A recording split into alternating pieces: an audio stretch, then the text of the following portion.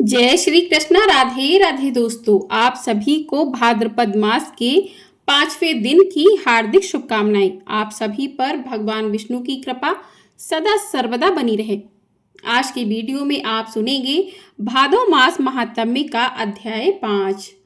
आप लोगों ने यदि पिछले अध्यायों को नहीं सुना है तो आप लोग उन अध्यायों को सुन सकते हैं। आज भाद्रपद मास का 5वां दिन है और आज हर षष्ठी का पूजन और वलदाऊ जयंती भी है, तो उसकी वीडियो भी आपको हमारे चैनल पर मिल जाएगी, तो आप लोग वहां से जाकर देख सकते हैं। चैनल पर नए हैं तो चैनल को सब्सक्राइब भी कर लीजिएगा आगे सभी कथाओं को सुनने के लिए। तो आज का अध्याय शुरू करते हैं। अध्याय शुरू करने से पहले भगवान विष्णु के श्री चरणों का ध्यान करते हैं। प्रेम से बोलिए भगवान विष्णु की जय। तो प्रिय श्रोताओं, आज के अध्याय में ब्रह्मा जी कहते हैं कि हे मुनिवरों, इस प्रकार स्तुति करके राजा ने समस्त कामनाओं को पूर्ण करने वाली सनातन पुरुष जगन्नाथ भगवान वासुदेव को प्रणाम किया और चिंतामग्न होकर पृथ्वी पर कोष और वस्त्र बिछाकर भगवान का ध्यान करते हुए वे उसी पर सो गए। सोते समय उनके मन में यही संकल्प था कि सबकी पीड़ा दूर करने वाले देवादिदेव भगवान जनार्दन मुझे प्रत्यक्ष दर्शन कैसे देंगे। सो जाने पर देवादिदेव जगत गुरु भगवान वासुदेव ने राजा को सपने में अपने शंख चक्र और गदा धारण करने वाले स्वरूप का दर्शन कराया। राजा इंद्रदुम्न ने बड़े प्रेम से भगवान का दर्शन किया। वे शंख और चक्र धारण किए हुए थे। उन्होंने शारंग नामक धनुष और बाण भी धारण कर रखे थे। उनका स्वरूप प्रलयकालीन सूर्य के समान दैदीप्यमान हो रहा था और वे प्रज्वलित तेज के विशाल मंडल लग रहे थे। उनका श्री अंग नीले पुखराज के समान श्याम था। वे गरुड़ के कंधे पर विराजमान थे और उनकी 8 भुजाएं शोभा पा रही थीं। दर्शन देकर भगवान ने राजा से कहा कि राजन, तुम्हें साधुवाद है। तुम्हारे इस दिव्य यज्ञ से, भक्ति से और श्रद्धा से मैं बहुत संतुष्ट हूँ। हे राजन, तुम व्यर्थ क्यों सोच रहे हो? यहाँ जो संसार में पूजने योग्य सनातनी प्रतिमा है, उसकी प्राप्ति का उपाय तुम्हें बतलाता हूँ। आज की रात बीतने पर निर्मल प्रभात में अर्थात सुबह के समय जब सूर्योदय हो, उस समय अनेक प्रकार के वृक्षों से सुशोभित समुद्र के जल प्रांत में जहाँ तरंगों से प्रेरित महान जल की राशि दिखाई देती है, वहीं एक बहुत बड़ा वृक्ष खड़ा है, जिसका कुछ भाग तो जल में है और कुछ धरती में है। वह समुद्र की लहरों से आहत होने पर भी कांपता नहीं है। तुम हाथ में कुल्हाड़ी लेकर लहरों के बीच से अकेले ही वहां चले जाना। तुम्हें वह वृक्ष दिखाई देगा। मेरे बताए अनुसार उसे पहचान कर बिना किसी शंका के उस वृक्ष को काट डालना। उसे काटते समय तुम्हें कोई अद्भुत वस्तु भी दिखाई देगी। उसी से सोच विचार कर तुम दिव्य प्रतिमा का निर्माण करो और मोह में डालने वाली चिंता को बिल्कुल छोड़ दो। ऐसा कहकर महाभाग श्री हरि स्वप्न में अदृश्य हो गए।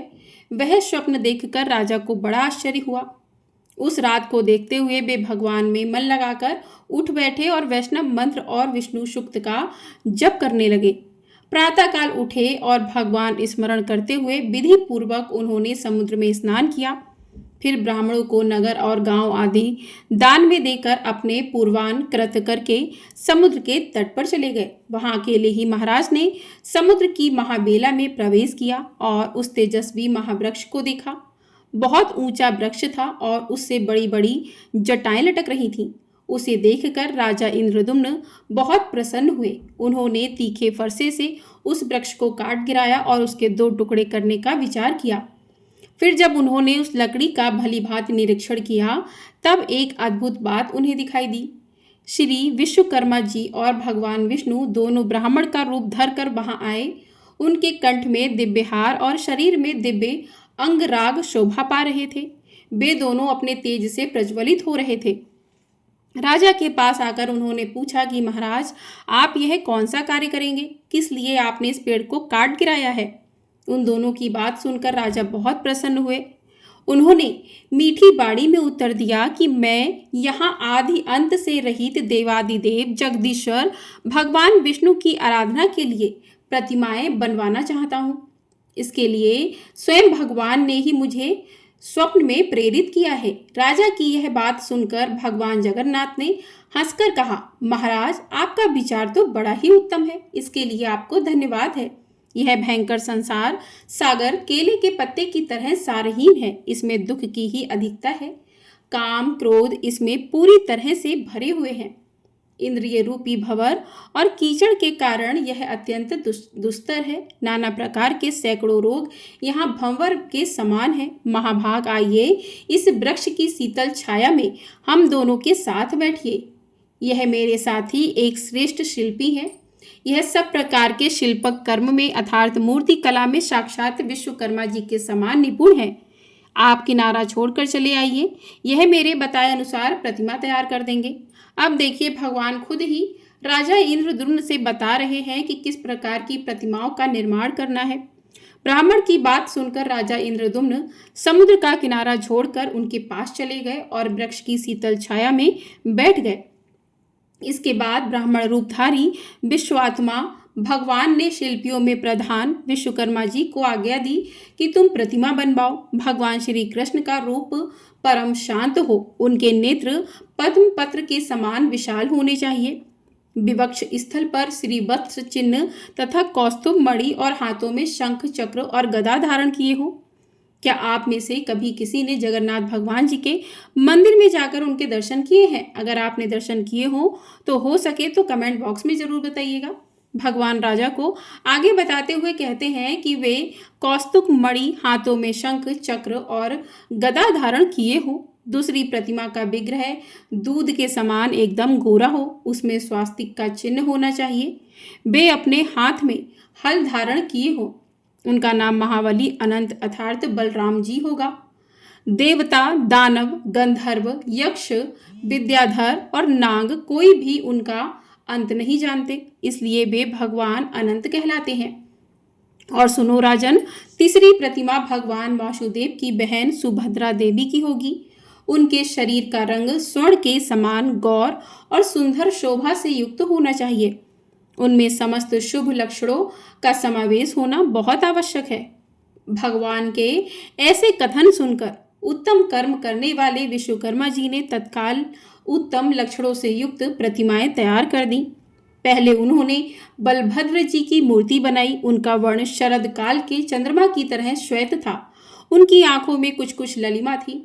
उनका शरीर विशाल और मस्तक फड़ाकार होने से बड़ा विकट जान पड़ता था। वे नील वस्त्र धारण किए बल के अभिमान से उद्धत लग रहे थे। उन्होंने एक कुंडल धारण कर रखा था। उनके हाथों में गदा और मूसल शोभा पा रहे थे।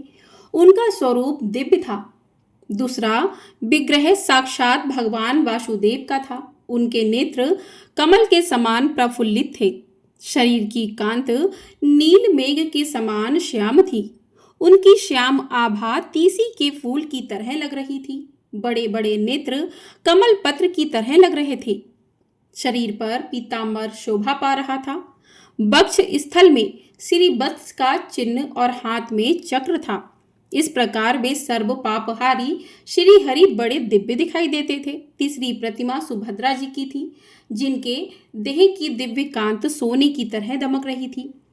उनके नेत्र कमल पत्र के समान विशाल थे। उनका अंग विचित्र वस्त्र से ढका हुआ था।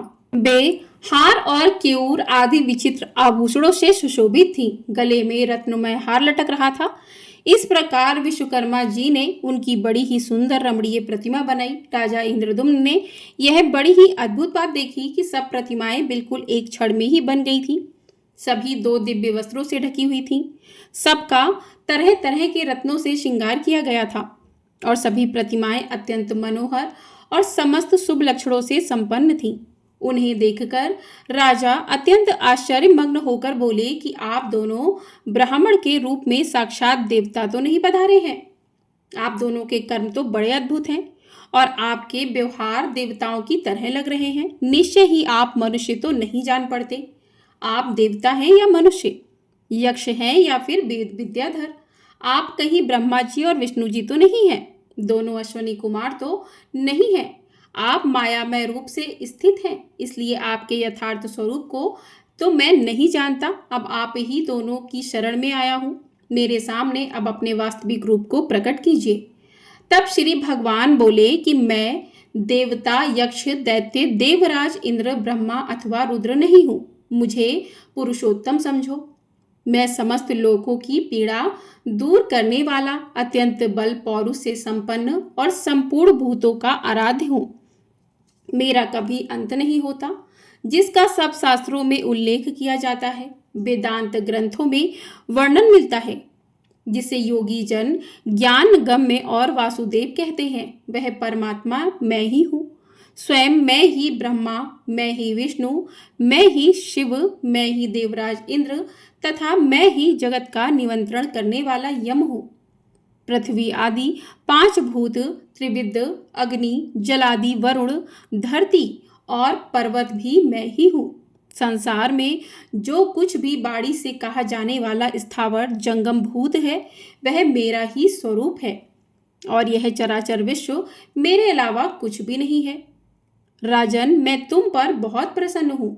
हे सुब्रत, मुझसे वर मांगो। तुम्हारे हृदय में जो भी इच्छा हो वह मैं तुम्हें अवश्य दूंगा। जो पुण्यवान नहीं है उनको तो मैं स्वप्न में भी मेरा दर्शन नहीं होता और तुम्हारी तो मुझ में दृढ़ शक्ति है। राजन, तुमने मेरा प्रत्यक्ष दर्शन किया है।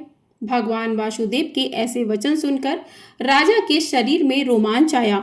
वे इस प्रकार श्रोतगान करने लगे कि हे लक्ष्मीकांत, आपको नमस्कार है।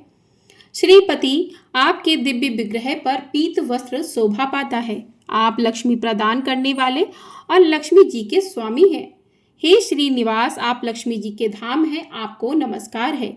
आप आदि पुरुष, ईशान, सबके ईश्वर, सब और मुख वाले, निष्कल और सनातन परम देव हैं। आपको मेरा प्रणाम है। आप शब्द और गुणों से अतीत, भाव और अभाव से रहित, निर्लेप, निर्गुण, सूक्ष्म, सर्वज्ञ तथा सबके रक्षक हैं। आपका स्वरूप वर्षा काल के मेघ के समान श्याम है। आप गौ और ब्राह्मणों के हित में सदा संलग्न रहते हैं, सबकी रक्षा करते हैं। आप शंख, चक्र, गदा और मूसल धारण करने वाले देवता हैं। आपके श्रीअंगों की सुषमा नील कमल दल के समान श्याम है। आप क्षीर सागर के भीतर शेषनाग की सैया पर शयन करने वाले हैं। आप देव देवेश्वर, वरदाता, व्यापक, सर्वलोकेश्वर, मोक्ष के साधक तथा अविनाशी भगवान विष्णु हैं। आपको पुनः मेरा प्रणाम है। इस प्रकार भगवान की स्तुति करके राजा ने हाथ जोड़कर प्रणाम किया और धरती पर मस्तक टेक कर कहा कि नाथ, अगर आप मुझ पर प्रसन्न हैं तो मैं यह उत्तम वर मांगता हूँ। देवता, असुर, गंधर्व, यक्ष, राक्षस, किन्नर, महानाग, सिद्ध, गुह्यक, विद्वान, सन्यासी, योगी, वेद तत्व का विचार करने वाले या अन्य मोक्ष मार्ग के ज्ञाता, मनीषी पुरुष जिस निर्गुण, निर्मल और शांत परम पद का ध्यान करते हैं, उस परम दुर्लभ पद को मैं आपकी कृपा से प्राप्त करना चाहता हूँ। श्री भगवान बोले कि राजन, तुम्हारा कल्याण हो। सब कुछ तुम्हारी इच्छा के अनुसार ही होगा। मेरी कृपा से तुम्हें तुम्हारी मनोवांछित वस्तु अवश्य ही प्राप्त होगी। राजन, तुम 10,900 वर्षों तक अपने अखंड साम्राज्य का उपभोग करो। इसके बाद उस दिव्य पद को प्राप्त होंगे जो देवता और असुरों के लिए भी दुर्लभ है, जिसे पाकर सब मनोरथ पूर्ण हो जाते हैं, जो शांत, गूढ़, अव्यक्त, अव्यव, पर से भी पर, सूक्ष्म, निर्लेप, निष्कल, ध्रुव, चिंता और शोक से मुक्त तथा कार्य और कारण से वर्जित ज्ञेय नामक परम पद है, उसका तुम्हें साक्षात्कार कराऊंगा। उस परमानंद में पद को पाकर तुम परम पद अर्थात मोक्ष को प्राप्त हो जाओगे। राजन, इस पृथ्वी पर जब तक बादल पानी बरसाते रहेंगे, जब तक आकाश, चंद्रमा, सूर्य और तारे दिखते रहेंगे, जब तक 7 समुंदर और मेरु आदि पर्वत मौजूद रहेंगे और जब तक देवलोक में देवताओं की सत्ता बनी रहेगी, तब तक इस भूलोक पर चारों ओर तुम्हारी अक्षय कीर्ति छाई रहेगी। तुम्हारे यज्ञाग से प्रकट होने वाला तालाब इंद्रदुम्न सरोवर के नाम से प्रसिद्ध तीर्थ होगा, जिसमें एक बार स्नान करके भी मनुष्य इंद्रलोक प्राप्त कर सकते हैं। जो इस सरोवर के सुंदर तट पर पिंड दान करेगा, वह अपनी 21 पीढ़ियों का उद्धार करके इंद्रलोक को जाएगा और वहां विमान पर बैठकर अप्सराओं से पूजित होकर गंधर्वों के गीत सुनता हुआ 14 इंद्रों की आयु पर्यंत निवास करेगा। सरोवर के दक्षिण भाग में नैऋत्य कोण की ओर जो बरगद का वृक्ष खड़ा है, उसके ही पास में केवड़े के वन से ढका हुआ एक मंडप है जो नाना प्रकार के वृक्षों से व्याप्त है। आषाढ़ के शुक्ल पक्ष की पंचमी को महानक्षत्र में हमारी इन प्रतिमा को ले आकर लोग 7 दिनों तक मंडप में स्थापित रखेंगे। उस समय बड़ा उत्सव होगा। सोने के दंड लगे हुए चंबर और रत्न भूषित व्यंजनों द्वारा सब लोग हमें हवा करेंगे। इस प्रकार मंडल पाठ पूर्वक हमारी स्थापना होगी। ब्रह्मचारी, सन्यासी, स्नातक, वानप्रस्थ, गृहस्थ, सिद्ध तथा अन्य ब्राह्मण नाना प्रकार के पदों वाले श्रोतों और श्रग, यजु और साम वेद की ध्वनि से बलराम और श्री कृष्ण की स्तुति करेंगे। उस समय जो मनुष्य भक्ति पूर्वक मेरी स्तुति दर्शन तथा नमन करेगा वह श्री हरि के शोभामय धाम में विराजेगा। इस प्रकार राजा को वरदान देकर विश्वकर्मा जी सहित भगवान श्री विष्णु वहां से अंतर्ध्यान हो गए। राजा की प्रसन्नता की कोई सीमा ही नहीं रही। उनका शरीर रोमांचित हो आया। उन्होंने भगवान के दर्शन से अपने आप को कृत्य माना। इसके बाद श्री कृष्ण, बलराम और वरदायिनी सुभद्रा जी को मड़ियों से जड़े हुए विमानों के आकार के रथों में बिठाकर वे बुद्धिमान राजा अमात्य और मंत्रियों सहित मंगल पाठ तथा गाजे बाजे के साथ ले आए और उन्हें परम मनोहर पवित्र स्थान में पधराया। फिर शुभ तिथि, शुभ समय, शुभ नक्षत्र और शुभ मुहूर्त में ब्राह्मणों के द्वारा उनकी प्रतिष्ठा कराई। उत्तम प्रसाद अर्थात महल में वेदोक्त विधि पूर्वक प्रतिष्ठा करके उन सब विग्रहों को स्थापित किया। फिर तरह तरह के सुगंधित पुष्पों से विधिवत पूजन करके सुवर्ण, मणि, मोती और तरह तरह के सुंदर वस्त्र अर्पित किए। विविध प्रकार के दिव्य रत्न, आसन, ग्राम, नगर, राज्य तथा पुर आदि भी दान किए। इस तरह अनेक प्रकार का दान करके राजा ने समुचित रीति से राज्य किया और तरह तरह के यज्ञ करके अनेकों बार दान दिए। फिर कृत्य होकर राजा ने समस्त परिग्रहों का त्याग कर दिया और अत्यंत उत्कृष्ट स्थान अर्थात मोक्ष अर्थात भगवान श्री विष्णु के परम पद को प्राप्त कर लिया। मुनियों ने पूछा कि हे सुरश्रेष्ठ, किस समय पुरुषोत्तम तीर्थ की यात्रा करनी उचित है और प्रभु किस विधि से पंच तीर्थों का सेवन अर्थात दर्शन करना चाहिए? स्नान, दान रूप एक एक तीर्थ का और देव दर्शन का जो अलग अलग फल हो वह सभी बताइए। तब ब्रह्मा जी बोले कि जो कुरुक्षेत्र में अपनी इंद्रियों और क्रोध को जीतकर बिना खाए पिए 70,000 वर्षों तक एक पैर से खड़ा होकर तपस्या करता है और जो ज्येष्ठ शुक्ल द्वादशी को उपवास पूर्वक भगवान पुरुषोत्तम का दर्शन करता है वह पहले की अपेक्षा अधिक फल का भागी होता है। इसलिए मुनिवरों, स्वर्ग लोक की इच्छा रखने वाले ब्राह्मण आदि को चाहिए कि वे ज्येष्ठ मास में प्रयास करके इंद्रिय संयम पूर्वक भगवान पुरुषोत्तम का दर्शन करें। श्रेष्ठ मनुष्य को उचित है कि से ज्येष्ठ मास में शुक्ल पक्ष की द्वादशी को विधि पूर्वक पंच तीर्थों का सेवन करके फिर श्री पुरुषोत्तम भगवान का दर्शन करें।